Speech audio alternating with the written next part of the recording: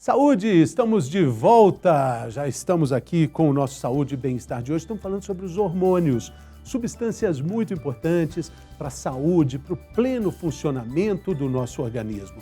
E nas mulheres, os hormônios têm uma função que é crucial para garantir as condições necessárias para a vida fértil, para o ciclo reprodutivo. E para falar sobre tudo isso conosco, quem está aqui no estúdio é a ginecologista doutora Júnia Chagas. Seja muito bem-vinda, doutora. Obrigada. Tudo bem? Tudo bem. A gente teve aqui uma participação muito bacana falando sobre os hormônios de uma forma geral, mas agora a gente dedica esse espaço para a questão dos hormônios e a saúde da mulher. Como é que eles interferem na saúde feminina de uma forma geral? Eu gosto de falar que os hormônios femininos funcionam como uma orquestra e o grande regente é o ovário. Então, é incrível que além dessa questão do hormônio cair na corrente sanguínea e regular outros órgãos e tecidos, essas substâncias também podem cair naquele tecido, regular o próprio tecido, numa secreção que a gente chama de autócrina, aquela célula que produz aquele hormônio regular a célula vizinha. Então, além da função à distância, nós temos a função do ovário, ele regendo o próprio ovário. Então, esses hormônios femininos são responsáveis pelo ciclo menstrual, né? Pelas flutuações hormonais que nós temos durante o ciclo menstrual e principalmente pela nossa capacidade reprodutiva, né? Que não é mantida ao longo todo a vida, é um processo que é inexorável, né? Nós mulheres temos um relógio biológico, mas que ele tem essa flutuação e termina na menopausa. E como é que começa tudo isso? A partir da puberdade, o que ocorre na produção hormonal do corpo da mulher? É curioso que muitas pessoas acreditam que nós mulheres somos produtoras de óvulos, o que nós não somos. Quando somos geradas na barriga de nossa mãe, a gente já tem a quantidade de óvulos que serão ovulados ao longo da vida. Então, quando nascemos, temos em torno de 1 milhão de óvulos. Quando estamos na puberdade, é em torno de 400 mil. Então, existe uma morte programada que acontece ao longo da nossa vida e depois, quando a mulher entra na puberdade, terá a sua menstruação, o seu ciclo menstrual, a cada ovulação, estima-se que mais ou menos 800 óvulos são perdidos. Então, nós já nascemos com esse estoque de óvulos que vão ser perdidos ao longo da vida e alguns que serão ovulados. Então, a cada período menstrual, apenas um desses folículos serão ovulados. Então, a gente já tem esse estoque, esse pool, né, que ele é perdido e alguns ovulados ao longo da vida. E é muito legal, a gente falou no primeiro bloco sobre uso indiscriminado de reposição hormonal, muito também por parte dos homens, por uma questão estética, mas agora falando da saúde das mulheres, é muito importante entender a questão da transformação do corpo depois da menopausa, né? Que hormônios importantes deixam de ser produzidos, isso tem a ver com a saúde de uma forma geral. Sim, tem. Depois que a mulher entra no período do climatério, o que é o climatério? É a transição da mulher que está na idade fértil para a idade da senectude, que é a idade do envelhecimento, né? Então, quando a mulher está nessa transição, a produção ovariana de hormônio ela não é a mesma mais, isso vai ter um declínio, né? Então, isso é esperado. Acontece que menopausa é um marco. Menopausa significa estou há 12 meses sem apresentar nenhum sangramento vaginal e não uso hormônio nenhum, externo nenhum. Então, isso é menopausa, é um marco, né? Climatério é essa transição. Então, mesmo não sendo menopausa, que é chegar nesse marco, anos antes de ficar sem sangramento, de ficar sem menstruar, já inicia um processo de declínio hormonal que pode causar alguns sintomas, né? Não é toda mulher que está no climatério, que passa pelo período da menopausa, né, que faz esse marco em sua vida, que vai ter sintomas. Algumas terão. E quando esses sintomas prejudicam muito a qualidade de vida, nós, ginecologistas, a gente avalia a questão da reposição hormonal. E aí a gente está falando do estrógeno, do progesterona, exatamente deles ou de outros também? Mais do estrogênio, que é o principal hormônio que o ovário produz, né? E que o declínio desse hormônio pode dar alguns efeitos colaterais na mulher, como o controle da temperatura, irritabilidade, dificuldade em dormir, insônia. Então, esses efeitos estão mais relacionados à queda do estrogênio. Outra queda, essa queda hormonal também pode dar um impacto, por exemplo, na vida sexual da mulher. Ressecamento vaginal, né, que é a diminuição da lubrificação da vagina, então isso impacta a vida sexual, leva uma atrofia da vulva, da vagina, e isso pode prejudicar a vida sexual dela.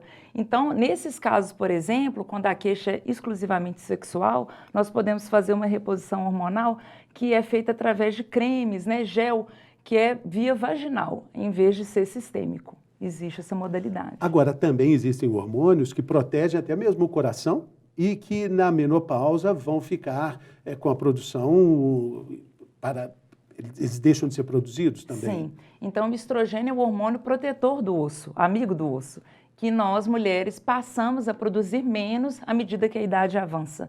Não está indicado fazer reposição hormonal exclusivamente para proteção óssea. Então, a gente faz a reposição hormonal para ajudar na qualidade de vida daquela mulher, né? Mas que tenha um ganho, benefício em relação à massa óssea. O que nós temos que estar mais atentos, nós como ginecologistas, é quando for prescrever hormônio para aquela menina, né, que está na adolescência, na idade de construção de massa óssea, qual hormônio que nós vamos escolher. Então, já tem alguns estudos mostrando que usar baixa dose de pílulas contraceptivas na adolescência, por exemplo, pode não ser tão interessante, pensando que aquela mulher precisa de um nível maior de estrogênio para construir a massa óssea que ela vai usar na vida. Doutora, do ponto de vista assim, da saúde da mulher, o que precisa ser observado que pode indicar alguma disfunção hormonal? Desde o período da puberdade, quando os hormônios começam o seu trabalho, na vida prática de todo dia, quais são esses sinais de disfunções hormonais? É muito importante, além de preocupar com a questão dos sinais da disfunção, ter uma paciência com a adolescência. Porque na adolescência, nessa questão da puberdade, nós demoramos em torno de 8 anos para desenvolver, amadurecer o ciclo menstrual.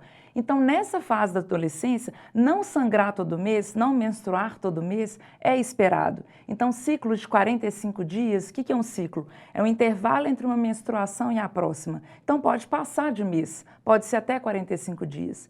Quando a gente passa do 3º ano da primeira menstruação, que a gente chama de menarca, o nome científico disso, os ciclos eles variam entre 21 a 35 dias.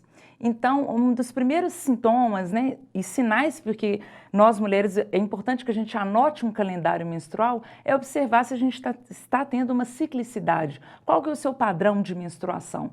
Tá, ciclos muito curtos, sangrando 2 vezes no mês, ou ciclo muito longo? Eu fico 3 meses sem menstruar.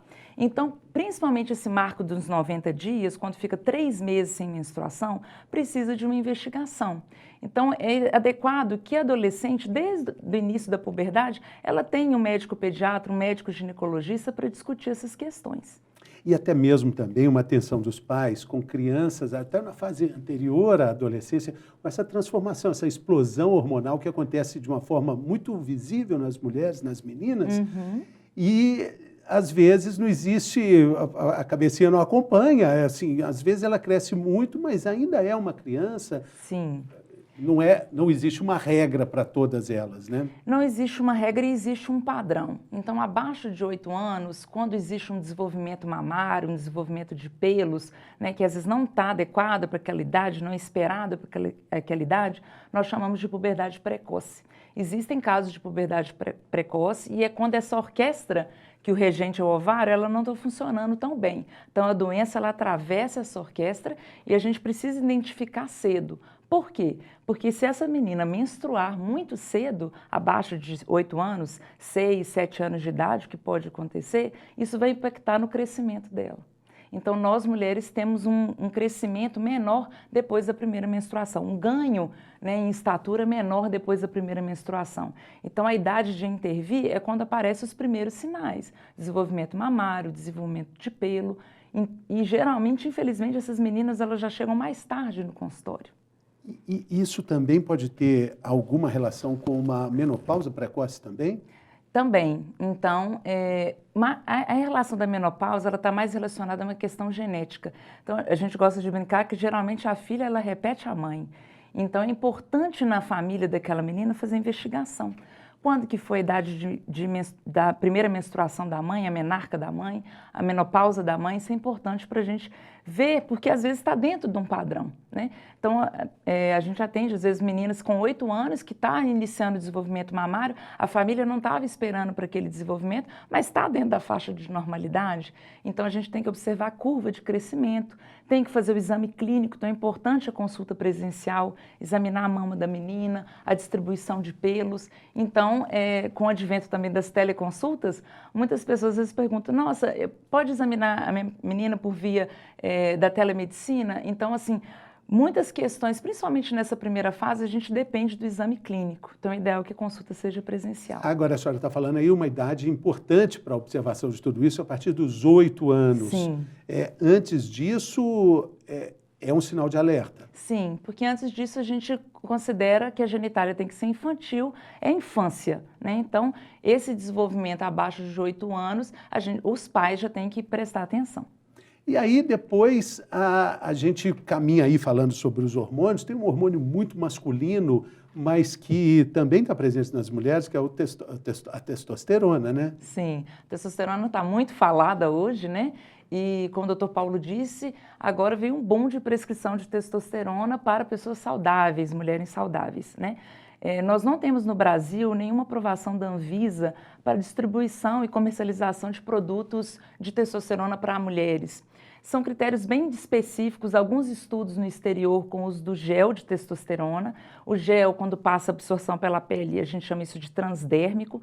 Então, alguns estudos mostrando um efeito no tratamento do distúrbio do desejo hipoativo, que tem critérios específicos e o critério nunca é a dosagem hormonal, o critério é clínico. Então, conversar com aquela mulher, ver há quanto tempo os sintomas estão presentes, tem que ser no mínimo 6 meses, tem que causar angústia, tem que preencher diversos critérios para a gente fazer um diagnóstico de um transtorno de desejo sexual. Então, aí a testosterona ela tem o seu lugar, geralmente nas mulheres climatéricas, porque as mulheres na idade fértil, nós temos uma produção hormonal normal do ciclo menstrual e testosterona em mulher é baixa.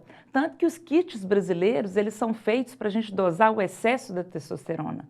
Não existe uma dosagem mínima de testosterona em mulheres.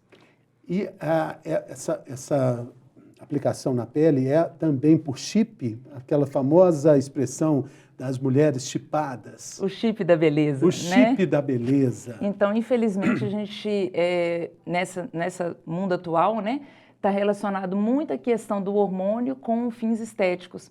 Então, nós temos o chip da beleza, que foi mais divulgado como um chip de gestrinona, que é um outro tipo de hormônio feminino, mas que nós não temos estudos científicos comprovando a segurança do uso de gestrinona em implantes. Testosterona em implantes também não. Então, o gel é diferente, o gel é absorção pela pele, o implante é um bastão, geralmente de 4 centímetros, que coloca embaixo da pele. O chip. O chip. O chip da beleza ele tem testosterona também? Tem alguns que têm testosterona e outros hormônios. E aí o problema disso, fazem às vezes combinações hormonais que nós não temos evidência científica comprovada de segurança. Quando eu falo de segurança, eu falo risco de ter um infarto, uma doença cardiovascular, né? Piorar um problema já existente, né? Então, o aumento de testosterona nas mulheres saudáveis está relacionado com engrossamento de voz, aumento do clitóris, não o clítoris. Uma mudança na face, com a testa mais alta, isso também está incluído? Sim, está incluído também a questão da mudança do corpo, né? Então, assim, existe o ganho de massa magra? Sim, porque a gente sabe que quem usa suplementação que está relacionada aos hormônios masculinos pode ter um ganho de massa magra, mas qual o custo? Qual que é o custo disso? Qual que é a segurança desses chips? Nós ainda não temos e a Sociedade Brasileira de Ginecologia e Obstetrícia e de Endocrinologia já se posicionou contra o uso desse chip da beleza, né? Pela falta de escassez de dados. Então, a gente precisa de mais estudos para poder fornecer alguma coisa com fim estético com segurança. A gente ainda não tem. E também temos os hormônios da menopausa. Antes deles, vamos falar dos hormônios da gravidez também. Para a gente chegar na menopausa. Então, a gravidez, né, a gente aumenta muito a circulação hormonal daquela mulher, né, e vai acontecer mudanças no corpo daquela mulher, que a gente chama de mudanças fisiológicas esperadas por esse processo. Então, no início, essa carga hormonal pode causar muito enjoo, muitas náuseas, geralmente até 13 semanas, né? Então, precisa desse acompanhamento médico para ela entender o que é normal, o que ela pode medicar, quais são os remédios que podem ser utilizados com segurança durante o pré-natal. Então, essa carga hormonal, ela sim dá efeitos, mas muita coisa está esperada para o processo. Quando existem doenças, por exemplo, vômitos que não se corrigem com medicações, perda de peso importante no início da gravidez, alguns casos temos que internar aquela paciente, aquela gestante. Então, esse acompanhamento, esse contato com o médico é importante para a gente ver quanto que a doença atravessa uma coisa que tem um curso natural. E algum risco desses hormônios também afetarem o bebê? Sim, então, principalmente quando existem doenças associadas à gestação, né? Por exemplo, doença trofobástica, que é a doença molar, a carga hormonal ela é muito alta. E essa carga hormonal muito alta é uma gestação que não é viável, por exemplo, né? Então, a mulher, quais são os sintomas? Vômitos incoercíveis, sente muitas náuseas, muita dor de cabeça, pode ter sangramento vaginal. Então, são sintomas que no início da gravidez a mulher tem que ter esses sinais como sinais de alerta, sangramento, muitas náuseas, náuseas e vômitos que não corrigem com medicação, muita dor de cabeça, né? Então, todos esses sinais de alarme têm que levar essa mulher ao pronto atendimento e ao serviço do pré-natal. Doutora Júnia, é muito legal essa analogia de que os hormônios trabalham no nosso corpo, no corpo da mulher, como uma grande orquestra e o ovário é o maestro? É o grande regente. O grande regente. E tudo isso que você está dizendo faz parte de uma disfunção da orquestra, né? Sim. Então, observar tudo isso é uma forma de se tratar, de se cuidar, né? Principalmente essa observação é o mais importante, e eu friso também que a concentração num curto espaço de tempo, dosar um hormônio, nunca vai dizer como que a orquestra está funcionando. Da mesma forma que a gente não pode basear a orquestra com um músico. Então, as concentrações, elas não dizem sobre o efeito biológico dos hormônios naquela mulher. A gente precisa da história clínica, eu preciso do exame físico. Então, as queixas, elas precisam ser valorizadas, tem que ter uma conversa, às vezes é mais de 1 hora dentro do consultório, para a gente chegar a um diagnóstico. Então, hoje em dia, parece que a gente faz um check-up, dosa um tanto de hormônio e tem uma deficiência, vou repor. Não é tão simples assim, é ignorar demais o funcionamento dessa orquestra. Imagina a orquestra, imagina quanto eles ensaiaram para tocar aquela música maravilhosa. É o nosso corpo, né? Com certeza. E aí a gente chega na menopausa, que é um momento em que a orquestra está também se reorganizando, sai um músico aqui, recoloca outro, e até a gente já falou da importância da reposição hormonal necessária ali, mas também existem exageros, né? E sim, existem exageros e às vezes esse mito de que toda mulher que está no climatério e na menopausa precisa da reposição, né? Então não são todas, a gente tem critérios para poder começar e critérios para não começar. Então, por exemplo, passado episódio prévio de câncer de mama, nós não podemos fazer reposição hormonal, né? Então tem contraindicações também para iniciar. Outra contraindicação que muitas pessoas não sabem é usar hormônio 10 anos depois da menopausa. Então, se eu tive minha menopausa com 52 anos, eu não posso começar a repor hormônio com 62. Então, a gente tem uma janela de oportunidade para o tratamento desses sintomas. Dentro desses sintomas, dessa observação, você falou do calor, né? É o fogacho, né? Sim, o fogacho, que é um calor específico, que é do pescoço para cima, dura em torno de 1 a 3 minutos. As mulheres sentem muito desconforto, chegam no consultório falando, eu tenho a sensação que meu rosto está pegando fogo, está queimando, né? Então, esse desconforto, quando ele várias vezes durante o dia, dependendo da frequência que isso atinge a vida da mulher, precisa ser tratado. E a gente tem uma resposta muito boa com a terapia de reposição hormonal. Alguns estudos mostram que a gente pode controlar os sintomas em até 80%. Então, é importante esse contato com o ginecologista, discutir as opções possíveis. Não é só hormônio, existem outras classes de medicações que podem ser usadas para o controle, tanto dessa questão da temperatura, como a questão da irritabilidade, essas disfunções de humor. E a questão da disfunção e reposição hormonal com câncer? Como é que a gente pode falar sobre isso? Então, o passado de câncer de mama, ele contraindica a reposição hormonal. História na família, por exemplo, não contraindica, né? Então, muitas pessoas falam, minha mãe teve câncer de mama, eu não posso usar? Não. Então, é o passado individual, né, que contraindica.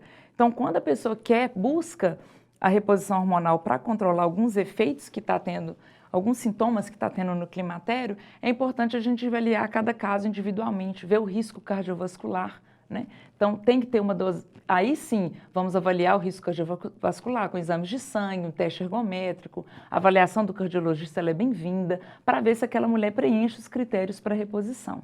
Então, quais são, assim, para a gente ter uma ideia, nossas telespectadoras, os principais sintomas das indicações hormonais nas mulheres? A gente poderia elencar alguns, dois ou três? Então, ressecamento vaginal é uma queixa muito comum, né?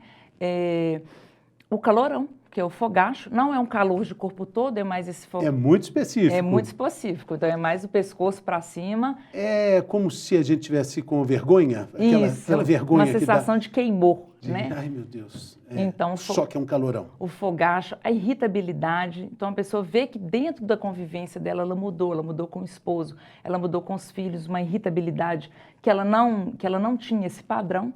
Então, esses são os principais. E também a questão do sono. Então, tanto a questão do fogacho, que faz ela acordar várias vezes à noite, né, como a questão da irritabilidade, que às vezes ela não tem a paz necessária para iniciar o ciclo do sono. Então, são sintomas importantes de observar. Doutora Júnia, a gente aqui também tem o quadro Mito ou Verdade, que a gente fala sobre questões ligadas à sua vivência clínica, aí, enfim, você diz, é mito, é verdade ou depende. Está preparada? Preparada. Vamos lá, então.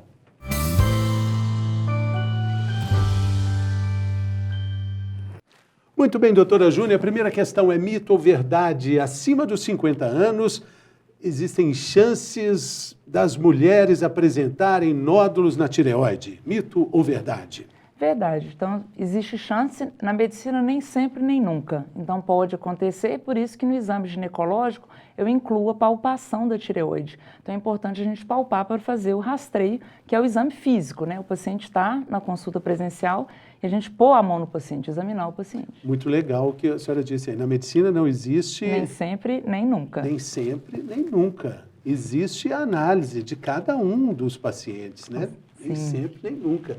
Mito ou verdade? O hormônio tireoidiano, ele pode ser usado sem problemas em fórmulas para emagrecer. Mito. Então, existem muitas formulações no mercado, inclusive que são usadas em pessoas saudáveis. Então, a gente nem tem um diagnóstico claro de uma deficiência do hormônio e as pessoas usam isso para emagrecer. Então, nós temos formulações validadas, como o Dr. Paulo comentou no primeiro bloco, que existem medicamentos para o tratamento clínico da obesidade, que não seria cursar dois problemas. Não é todo obeso que tem hipotireoidismo. Então, são doenças diferentes, então a gente tem que tratar a causa base do problema. Não é usando formulações com associações que a gente vai causar perda de peso naquela mulher ou naquele paciente. É mito ou verdade que pessoas obesas têm disfunções na tireoide? Então, mito, nem todo obeso tem disfunção tireoidiana. Então, a gente vê que a questão da obesidade relacionada ao hipotireoidismo, na verdade, é uma baixa porcentagem. Estima-se que menos de 15%. Então, isso com certeza é um mito. É mito ou verdade que as pílulas anticoncepcionais alteram os hormônios? Então, as pílulas anticoncepcionais, elas são estudadas desde a década de 50 e sim, elas bloqueiam o ciclo menstrual. A pílula anticoncepcional combinada, ela tem dois hormônios femininos, que é estrogênio e progestagênio, e com isso, com o intuito de não engravidar, a gente bloqueia o ciclo menstrual. Então, o ovário ele vai ficar em repouso e tendo as indicações de usar a pílula, ou seja, se aquela paciente, aquela mulher não tem contraindicação de usar aquele hormônio exógeno, funciona como método contraceptivo muito bem. Então, hoje existe uma demonização do uso das pílulas, sendo que às vezes, principalmente se tratando de Brasil, que a gente tem gestação na adolescência acima de 20% no nosso país, que a questão da contracepção é importante e é uma questão de saúde pública, a gente não pode demonizar um método que as pessoas têm mais fácil acesso, que está disponível no SUS e que muitas mulheres usam e podem usar, inclusive na adolescência. E é importante dizer que, quando a gente fala sobre esse assunto, existe a expectativa de que a pílula vai interromper a menstruação e que isso vai ser um sinal de eficiência da pílula. mas que às vezes pode não ser sempre assim? Pode não ser sempre assim. Então, a gente pode usar a pílula no regime estendido, que é suprimindo o sangramento entre as cartelas, ou pode usar o regime com pausas, que é fazendo o sangramento. O que é a pílula anticoncepcional? A pílula é uma simulação do ciclo menstrual. Por isso que ela funciona muito bem para muitas mulheres. Então, as mulheres têm uma sensação que o ciclo está funcionando direitinho, porque é uma simulação. Então, um exemplo de uma pílula combinada monofásica. Eu tomo um comprimido todos os dias no mesmo horário por 21 dias. 7 dias eu faço uma pausa da cartela, que é o período da menstruação. Na verdade, não é menstruação, é um sangramento de supressão. Então, o nosso útero responde ao hormônio. Então, estou usando uma carga hormonal, faço uma supressão, tem uma descamação da camada interna do útero. Isso simula um ciclo menstrual, dá uma sensação de bem-estar. E tem problema simular o ciclo menstrual? Não. Tem problema se eu não quiser sangrar, emendar as minhas cartelas, se eu já fui avaliada por um ginecologista que eu posso usar aquela pílula anticoncepcional? Não. Então, o regime com pausa ou o regime estendido, ele pode ser usado de acordo com a preferência da mulher. E aí, o tipo de pílula, que pode ser administrado de diversas formas, também precisa de uma orientação, mas também não vai fazer diferença. Também sempre precisa de orientação. Eu falo que as mulheres nunca escolheram o seu método contraceptivo sozinhas. Primeiro, porque pílula anticoncepcional é uma medicação. E segundo, porque só nós, especialistas, temos todas as informações sobre vantagens e desvantagens daquela medicação, daquela pílula anticoncepcional, daquele implante em cada um. Então, fazer a escolha sozinho é como se você estivesse decidindo ou construir um carro, ou consertar uma pia na sua casa, tudo sozinho. E a gente não faz isso, né? A gente sempre usa dos profissionais para poder dar-nos informação, para nos ajudar nas tarefas do dia a dia. Medicação funciona da mesma forma. Você vai adquirir informação e você vai gerenciar seu autocuidado. Então, não é o médico mais escolher para você, que isso existia muito na medicina do passado, é discutir as opções do seu tratamento. E informação é poder. Se você tem mais informação, você faz escolhas mais inteligentes na sua vida. Interessantíssimo. Vamos lá, mais um mito ou verdade. Todas as mulheres podem se submeter à terapia hormonal quando a menopausa chegar. Então, não pode. Então, até citei que algumas mulheres procuram reposição hormonal fora da janela de oportunidade. Então, por exemplo, se eu passei 10 anos da minha menopausa, a menopausa é um marco, fiquei 12 meses sem sangramento vaginal nenhum, menopausa. Vamos supor que foi aos 52 anos. Eu não posso iniciar uma terapia hormonal depois dos 62 anos de idade. Então, nós temos não só a questão da idade, como também contraindicação em relação a doenças. Se eu tenho um problema no fígado, se eu tenho uma doença cardíaca grave, então isso tudo tem que ser avaliado, porque muitas doenças não podem usar hormônio. E é mito ou verdade, doutora, que a terapia hormonal aumenta a libido, melhora o aspecto da pele, das unhas, do cabelo, enfim? Tem uma chance de, né? Então, principalmente na questão do controle da temperatura dos fogachos, tem algumas formulações para a reposição hormonal que a gente tem uma taxa de 80% de satisfação, de melhora na qualidade de vida, né? Para a questão da irritabilidade também. Então, não é promessa que a gente faz, né? Então, vai usar a terapia de reposição hormonal, com certeza o cabelo vai melhorar, o ressecamento vaginal vai sumir. Não, mas é uma tentativa. Se você é candidato à terapia hormonal e os riscos são baixos, vale a pena utilizar, vale a pena ver como no seu organismo vai funcionar. Mas promessa não temos. Tudo que tem muita vantagem e não tem nenhuma desvantagem, é melhor desconfiar. Não tem promessa e nem almoço de graça. Né? Exatamente. O remédio entrega, mas ele também cobra, né? Cobra Todo também. remédio faz isso. Como a vida. Como a vida. E daí o risco da automedicação. É só o médico, só o profissional especializado no assunto que vai te dizer, olha, é bom assim, é bom por isso, mas tome cuidado por causa disso, disso, disso e disso, né, doutora? Exatamente. Não só em relação à medicação e a tratamentos, em relação à contracepção também temos vantagens e desvantagens. Então, os métodos contraceptivos, por exemplo, qual que é o objetivo? É evitar a gravidez. O objetivo, às vezes, a gente cumpre, a eficácia é alta, mas o que usando aquele método eu posso ter? Eu posso ter sangramento persistente, prolongado, ficar 14 dias usando absorvente íntimo? Pode.